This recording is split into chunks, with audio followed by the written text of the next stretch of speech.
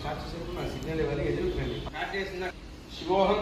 ఈరోజు భగవంతుని యొక్క అనుగ్రహంతో మన శ్రీ శివజ్ఞానపీఠంలో ఒకప్పుడు సేవ చేసి స్వామి యొక్క అనుగ్రహంతో కెనరా బ్యాంక్ లో ఉద్యోగాన్ని ప్రాప్తింప చేసుకుని స్వామి ఆలయ నిర్మాణానికి ఇవాళ హితోక్తిగా మూలధనాన్ని సమర్పిస్తూ ఉన్నారు సాయి గోపి గారు.